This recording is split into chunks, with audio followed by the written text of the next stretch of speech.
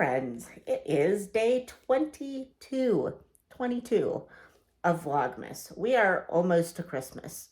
What is that, 4 days? 4 days to Christmas? I can't believe that I've actually made it this far into Vlogmas. I feel like this might be the only time I have ever fully finished a Vlogmas. Although I haven't finished it yet, so let's not make those assumptions. But anyway, today is just going to be a really quick, hopefully quick, but you know how I like to ramble, reading update, because I feel like I haven't done that with you in a while. I feel like this has been very crafting heavy, at least the last week. So let me tell you about the books I am reading at the moment. I did not get very far in Over the Gate yesterday because just some things happened at the office yesterday that were not fun and was not conducive to putting my head into the right space to be able to focus on reading or crafting. Actually, even after work, I carried that anger with me and into the evening. So I ended up just kind of vegging on the couch and watching Vlogmas for the rest of the evening. And, you know, let's be honest, drinking a couple of glasses of wine to like get my jaw to unclench. So, but Over the Gate, I'm now about 40 pages in. And this is for our Follow Us to Fairacre read along that we'll be having a live show for on, tomorrow. So who knows? I don't think I'll probably get it fully done, but I'll hopefully get enough read that I can, be part of the conversation. At first I thought that this was going to focus on another set of neighbors, but it just doesn't seem to have an overarching plot at this point.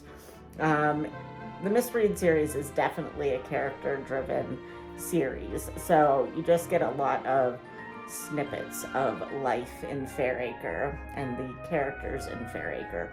So we have had a scene or two with those neighbors that I was telling you about. And these, they're all neighbors. So now Misread is where I am now, is listening to a very fanciful, very weird, and to me uncharacteristic of the Fairacre series story from one of her neighbors. There's levitation involved. There's magic potions involved. It's very weird. But I'm enjoying it, but that just seems very out of character for a Fairacre book. but yeah, it's cute and I am enjoying it.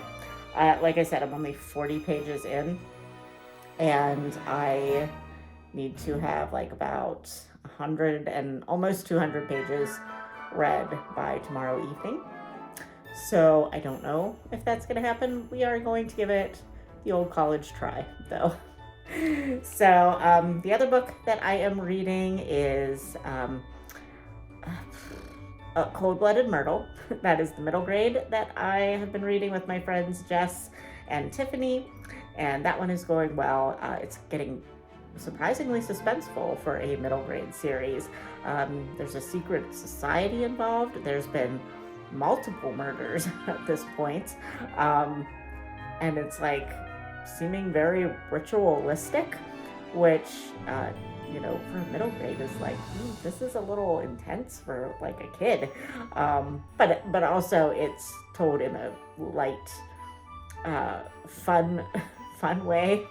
That's, I don't know if you would know what I mean, but yeah, it's really fun. I like it, and I don't think a kid's not gonna be scared of it. I don't think, but it can be a little bit intense at times, but in general, I think most kids would just find it entertaining.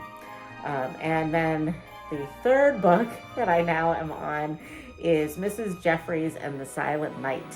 I am also reading this with my friend Jess, and I inserted myself into the Cold-Blooded Myrtle buddy read that Jess and Tiffany were already doing together. So I kind of shot myself in the foot there with having two books starting in the same week, but that's all right because I'm listening to them both on audiobook. And the Mrs. Jeffrey series is like a 40-some book series that is set in Victorian times. So Jess and I decided that it is a-okay to read them out of order, because I think we both only read two, and I read the third book first, and then I read the first one, and now I'm reading like the fifth book. So, but so far I haven't really been spoiled for anything in any of the other books. Like, they might reference it, but I don't think they even talk about like who murdered who and all that stuff. So this one follows Mrs. Jeffries, who is a housemaid. She's like the head house mistress thing for an inspector at Scotland Yard, who is very bumbling. He's not good at his job. And Mrs. Jeffries and the rest of the house staff basically solve everything. So, and then they just like let the inspector feel like he did it himself. So it's really cute.